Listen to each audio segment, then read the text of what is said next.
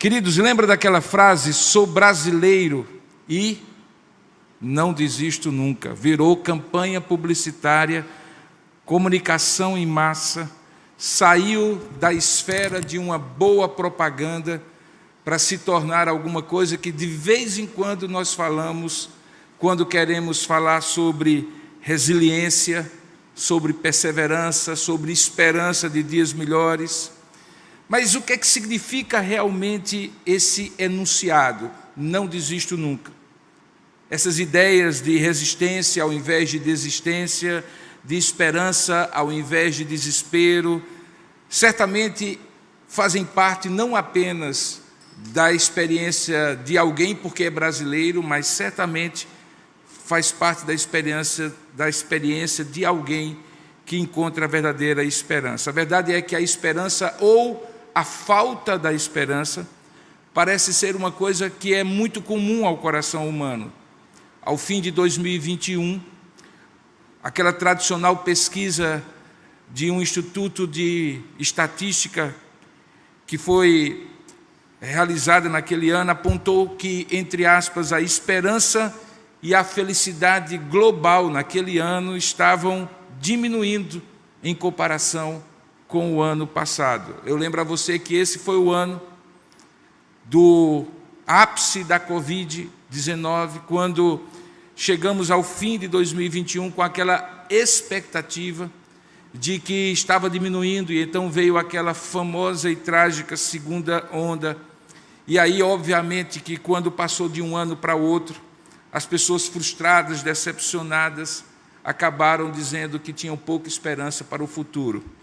O coordenador daquela pesquisa, naquela época, comentou assim os resultados, entre aspas. Ele diz assim: a minha memória só se lembra de coisas boas. Então, todo ano, apesar do que a gente enfrenta, é um grande ano para mim. Quanto ao futuro, dizia ele, se bem me lembro, foi Einstein quem disse que se você quiser fazer Deus rir, conte-lhe os seus planos. Só há uma coisa que sabemos com certeza, completou ele, é que felizmente não podemos conhecer nosso futuro, embora pensemos que podemos. Portanto, sinto-me muito mais à vontade para, ao invés de falar de esperança, falar de desejo. Curioso que aquele que ficou responsável por fazer a pesquisa já havia aberto mão da esperança e transformado-a em apenas um desejo. Porém, do que se nutre a esperança humana?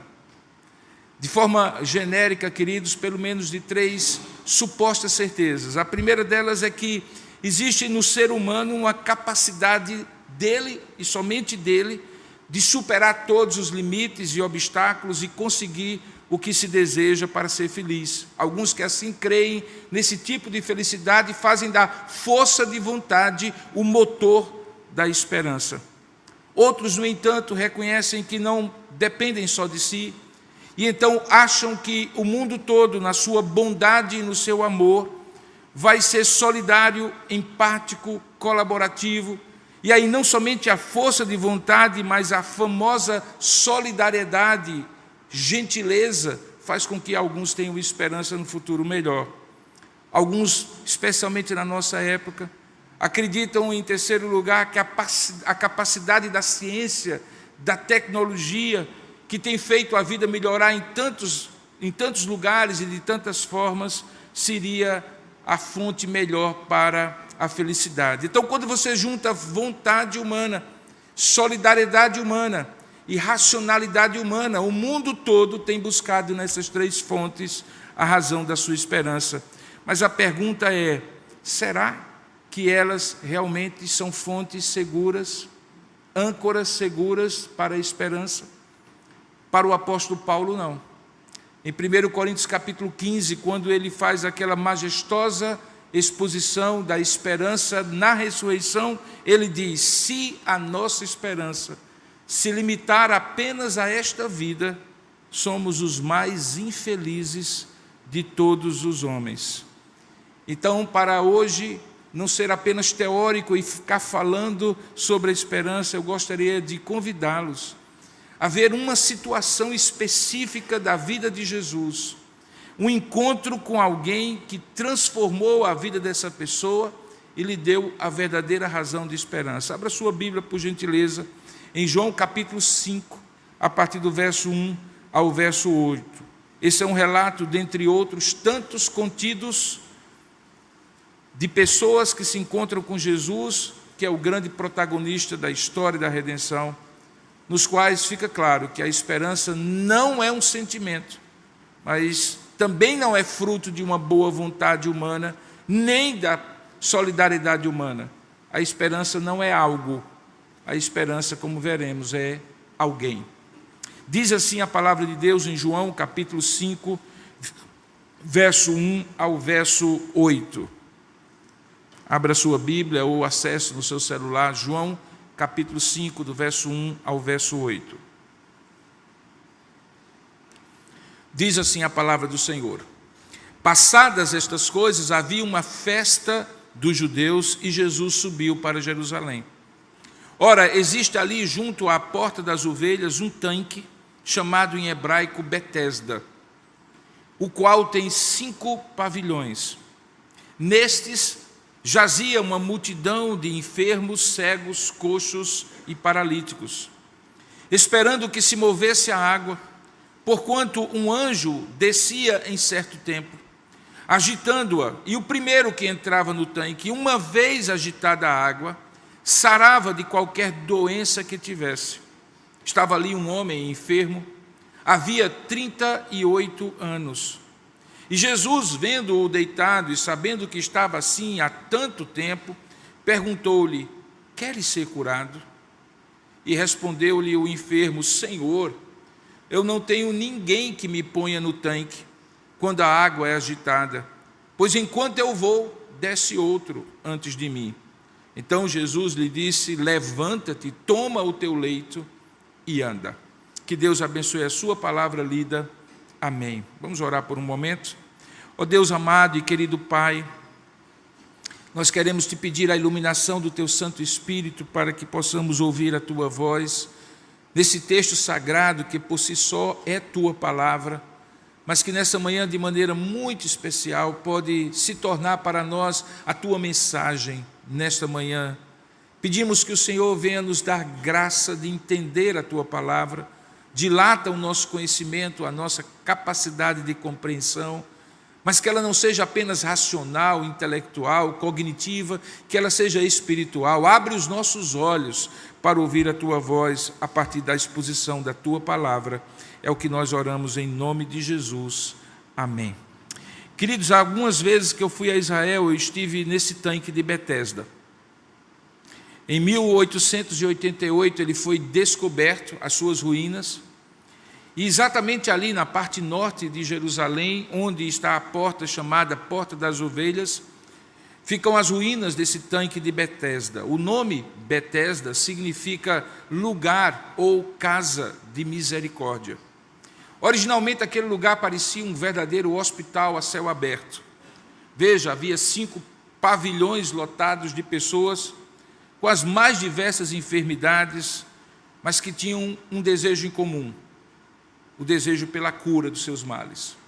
O versículo 3 registra que nesses galpões, nesses pavilhões, havia enfermos, coxos, cegos, paralíticos, que estavam unidos por essa frágil esperança que está no versículo 4, e que diz que eles esperavam que se movesse a água, porque a crença naquela época era que um anjo descia em certo tempo agitando aquela água, e o primeiro que chegasse e mergulhasse naquela água ou tocasse naquela água sarava de qualquer doença que tivesse. Se você prestou atenção na leitura, essa parte do verso 4 está entre colchetes.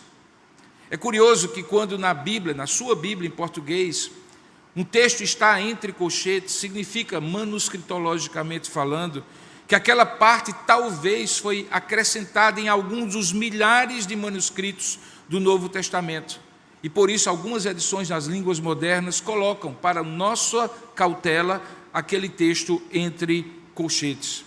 Não se surpreenda que eu, pregando e crendo que esse texto é palavra de Deus, faça esse comentário. Na verdade, eu aproveito para fazer um parêntese e dizer que a manuscritologia bíblica, ou seja, o estudo dos manuscritos sagrados, nos dá bastante segurança sobre a veracidade dos textos bíblicos, ao contrário do que alguns querem sempre dizer, querendo descredibilizar a Bíblia. É porque a manuscritologia bíblica é uma das mais rigorosas na análise de textos considerados antigos, para que eles sejam considerados fidedignos. Só para lhe dar um exemplo, o filósofo Platão, de quem ninguém duvida da existência, nem dos seus escritos, dos quais o mais conhecido é a República, só tem 7 cópias dos seus manuscritos, a mais antiga delas escrita ou copiada há 1200 anos depois da sua morte.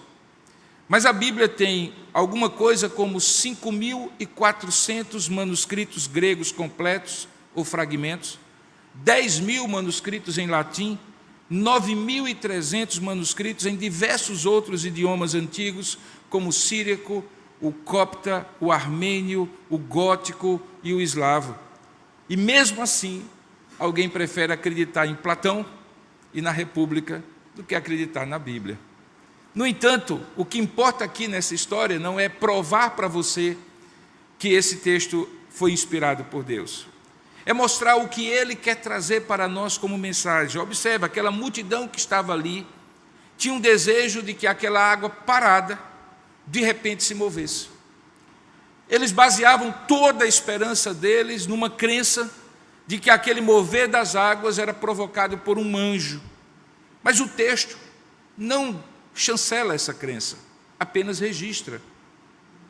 De certa maneira, era como se o texto usado ali pelo escritor sagrado, pelo olhar de João, quisesse fazer um contraste entre aquela crença superficial, baseada talvez numa superstição, e o encontro com Jesus, mostrando que não uma crença vazia e uma esperança vazia, mas uma pessoa concreta, capaz de resolver o problema de alguém, era de fato e deveria ser a fonte da verdadeira esperança. O que eles tinham ali era apenas um desejo, como aquele coordenador da pesquisa, um desejo travestido de esperança, porque não era realista. E pior, não somente não era realista, como também não estava disponível a todos. Veja que no verso 5 há uma virada na narrativa, porque depois de descrever o geral, como se fosse uma cena de cinema, o plano geral daquela multidão ali que estava naqueles 5 alpendres, a câmera foca em uma pessoa.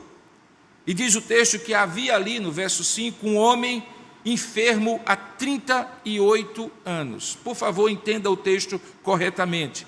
O texto não diz que ele estava ali há 38 anos. O texto diz que há 38 anos ele estava doente, e naquela ocasião estava ali. Não se sabe por quanto tempo, se 1 dia, 2 dias, 10 dias ou os 38 anos que ele estava doente.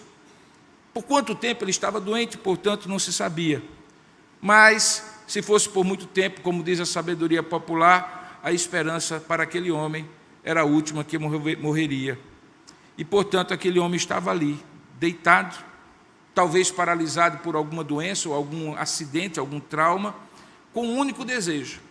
E o desejo dele é singularizado. Todos desejavam a mesma coisa, mas a narrativa enfoca aquele homem dizendo que ele desejava ser curado. Mas por mais que ele desejasse, a sua força de vontade não era suficiente. Por favor, não questione se aquele homem tinha fé ou não. Se ele estava iludido com aquela crença, naquele pensamento mágico. Por favor, não pense nisso, porque ainda hoje as pessoas fazem assim. Não há nada mais moderno do que cientistas, astrofísicos, químicos complexos, ganhadores do Nobel, de repente fazerem uma fezinha numa mega sena, mesmo que haja 52 milhões de possibilidades contrárias. Ou quem sabe acender um incensozinho a uma entidade, ou crer em gnomos, ou em florais, ou em cheiros, ou em fragrâncias, mesmo que racionalmente nada disso faça sentido. Aquela fé daquele homem, daquela multidão, era uma fé pré-moderna. Mas essa mesma fé e essa mesma esperança continua presente hoje. Não é raro encontrar pessoas assim. Mas perceba que o problema daquela situação ia além daquela esperança, daquele desejo. É porque, apesar de sua vontade e seu desejo serem legítimos, ele também não contava com a esperada solidariedade de ninguém. Ele diz que, no verso 7, quando Jesus lhe pergunta se ele quer ser curado, que ele não responde se queria ou não, mas ele coloca a dificuldade. E qual era a dificuldade? Não tenho ninguém que me ponha no tanque quando a água é agitada, pois enquanto eu vou, alguém desce antes de mim. Então a força de vontade dele não servia de nada. Com a solidariedade humana daquelas pessoas, ele não podia contar. Portanto, aquele desejo era uma frustração contínua. Fica claro que aquele homem, portanto, não podia contar com aquelas 3 supostas âncoras de uma esperança. Mas na narrativa bíblica, de repente acontece de aparecer ali uma esperança que não é algo, mas que é alguém. Jesus toma o protagonismo da ação, o foco deixa de ser apenas aquele homem e passa a ser o encontro daquele homem com Jesus Cristo. Observe com cuidado o que Jesus diz e o que ele faz com aquele homem. De repente pode ser que ele também diga e que ele também faça com você nesta manhã algo parecido que fez com aquele homem. Observe que a primeira coisa que Jesus faz, diz o texto, é ver aquele homem deitado. E sem que ninguém tivesse lhe dito absolutamente nada sobre a vida dele, sobre a situação que ele vivia, ele já sabia, diz o texto, que aquele homem estava ali por algum tempo considerável, que por 38 anos ele sofria. O texto não diz que foi o homem que viu Jesus, porque os olhos da esperança daquele homem estavam na água. Pouco importa a multidão de pessoas que estavam ali, os olhos fitos dele estavam na água.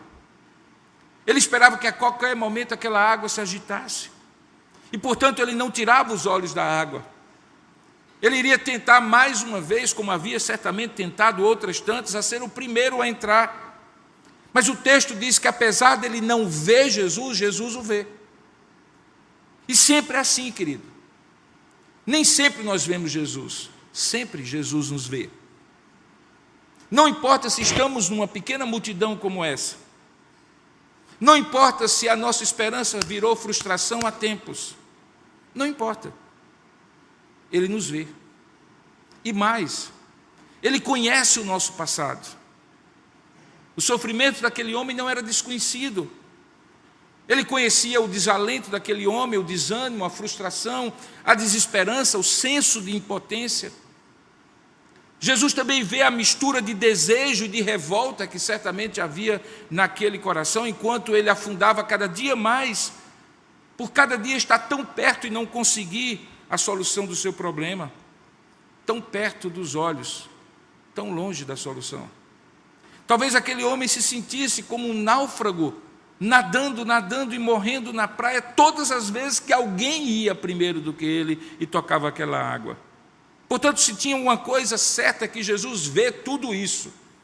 Ele não apenas olha por cima de cada um de nós, ou daquela multidão, ele olha nos nossos olhos, ele olha no nosso coração, ele olha no nosso passado, ele olha no nosso presente, ele olha o nosso futuro. Ele é um Deus que olha, que singulariza com o seu olhar aquilo que esperança nenhuma é capaz de singularizar. Mas observe mais um pouco, Jesus não apenas vê, Jesus faz uma pergunta, e a pergunta é: queres ser curado? Querido, por favor, não se envergonhe de pensar o que eu já pensei quando li esse texto algumas vezes. Eu já também pensei que aquela pergunta talvez fosse a mais inapropriada, mais inconveniente, mais sem sentido e mais sem propósito que alguém poderia fazer. Por exemplo, se saísse da minha boca. Da boca de Jesus não, mas da minha boca seria uma grande tolice. Talvez seria a mesma tolice que eu e você fazemos quando, vendo uma pessoa com fome, pergunta: você quer um pouco de comida? ou vendo uma pessoa em sofrimento depois de uma noite toda insone, enquanto a água sobe ao lado do seu barraco e os filhos estão pendurados no telhado, e um repórter desavisado pergunta: como foi a noite? Por óbvio, aquele homem queria ser curado. Por óbvio, quem tem fome porque está disponível para receber comida. Por óbvio, uma noite insone não pode ser considerada uma boa noite.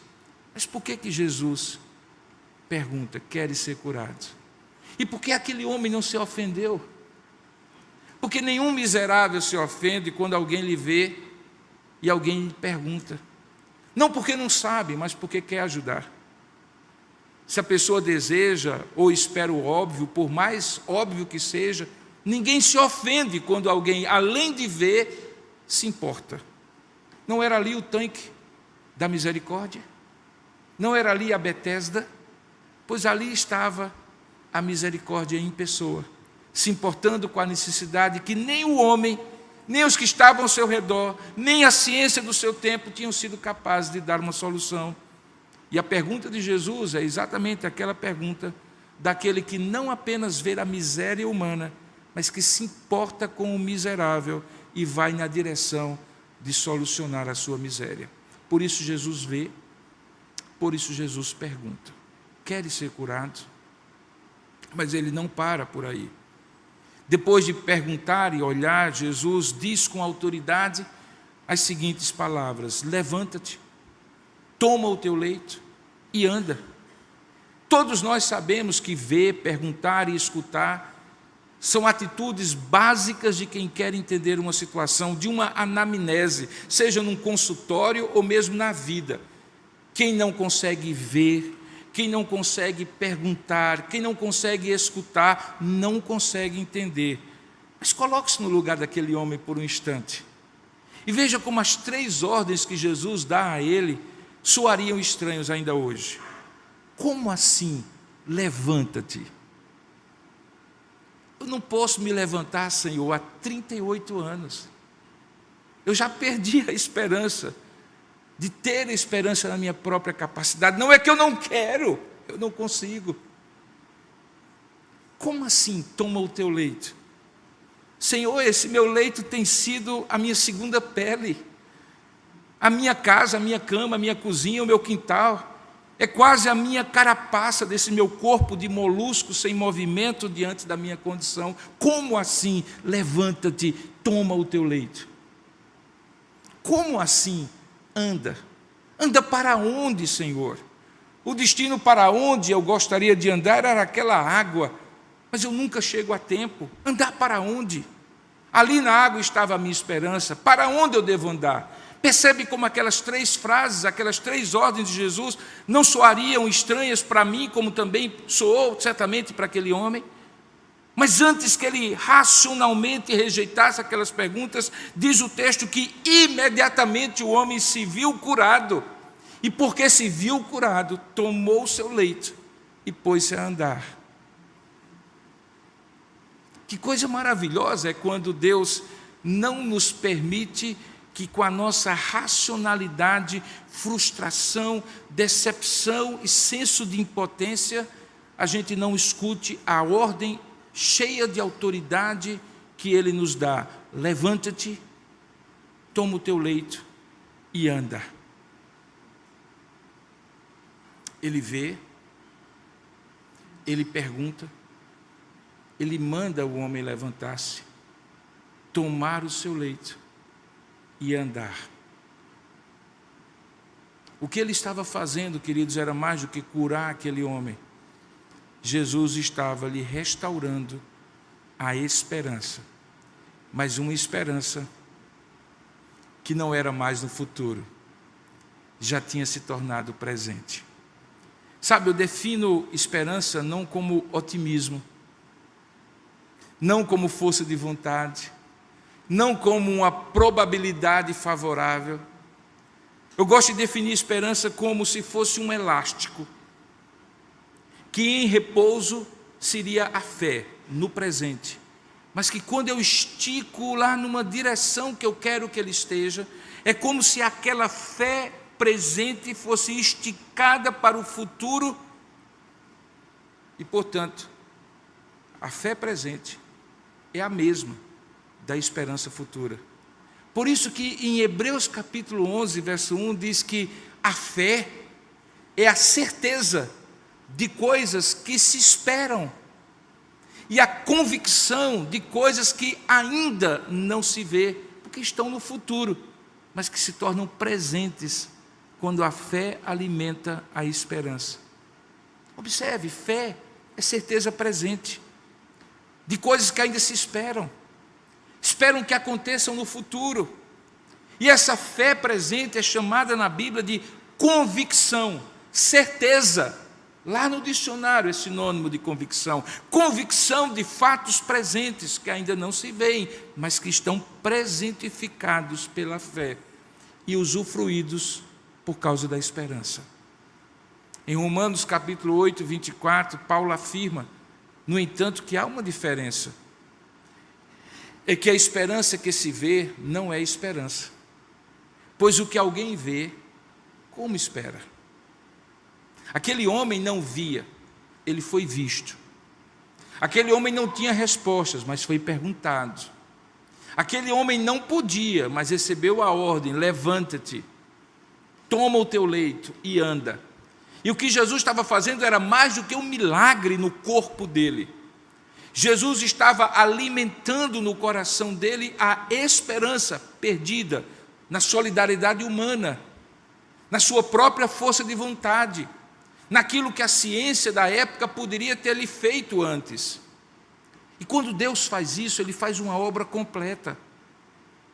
Ele não apenas cura o corpo, mas Ele restaura a alma. E Ele faz isso alimentando a esperança. Eu gosto muito de uma poesia de Augusto dos Anjos, que diz assim: a esperança não murcha, ela não cansa.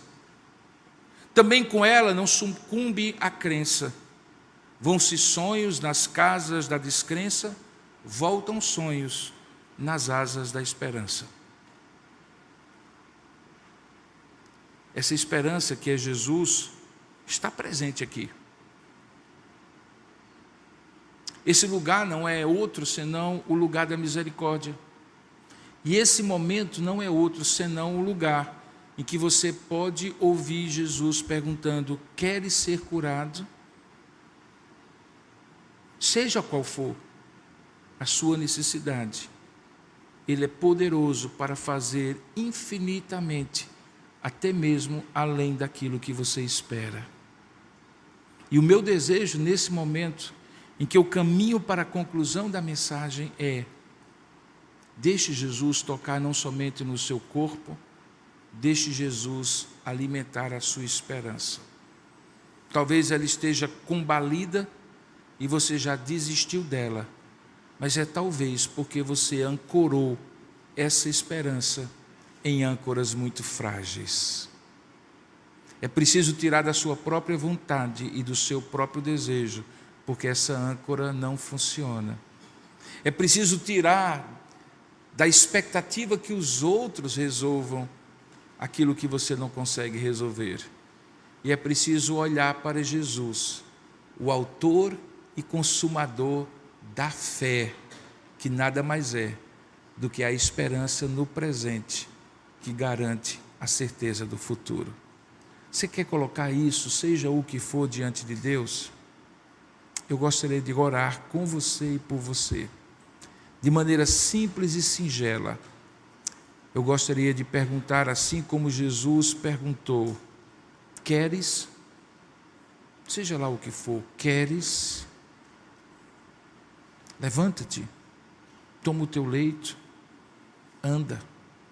Ele é o mesmo que está aqui, e Ele é o mesmo que escuta e vê, que pergunta e ordena, seja o que for. Curva sua cabeça por um instante. Eu gostaria de orar com você e por você nessa hora. Ó Deus amado e querido Pai, nós vivemos num mundo de muitos desejos, expectativas, e em alguns momentos de muitas esperanças frustradas, a maioria delas. Mas eis que o Senhor se apresenta nesta manhã diante de nós, não como uma esperança vaga, mas como uma certeza concreta. À luz desse texto que acabamos de ler, ó Pai, e ouvir a Tua palavra a partir dele, nós queremos também, ó Deus, olhar para a nossa condição, tirar os nossos olhos de vãs expectativas e expectativas vãs de uma esperança que está nas águas que se movem, seja lá por quem, seja lá quando, seja lá como. E queremos ouvir a Tua voz dizendo assim: queres ser curado? Seja qual for a nossa necessidade, o Senhor nos pergunta: queres? E nós queremos, Pai. Mais do que querer, nós precisamos da Tua intervenção. Precisamos que o Senhor conquiste o nosso olhar, para que ele se volte para Ti, não para as circunstâncias, nem para as pessoas, nem para dentro de nós mesmos. Confessamos a nossa dependência de Ti, que se o Senhor não agir, a nossa esperança continuará frustrada, porque talvez para muitos de nós já fomos ao limite da esperança, e esse elástico já se rompeu, mas não contigo. Queremos ouvir do Senhor: levanta-te, mesmo que nós não tenhamos força para levantar. Queremos ouvir do Senhor: deixa essa condição, toma este leito e anda, mesmo que nós não vejamos como isso possa acontecer. Seja em casa, nos relacionamentos, no corpo físico, nas emoções da alma, nas perspectivas profissionais e financeiras, nas doenças que enfrentamos, nas lutas que se abatem cada dia sobre nós, nós queremos nos levantar, ó Pai. Por isso, uma vez o Senhor agindo, fortalece-nos para que levantemos.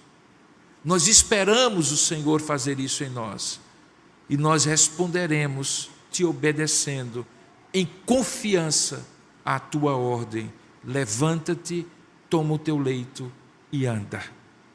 Nós oramos nesta hora, Pai, pedindo que o Senhor faça conosco aquilo que o Senhor fez com aquele homem, seja qual for a circunstância e por mais diferente que ela seja. Que o Senhor nos abençoe, continue trazendo sobre nós a Tua palavra e a reflexão daquilo que ouvimos nesta manhã. É o que nós oramos em nome de Jesus. Amém.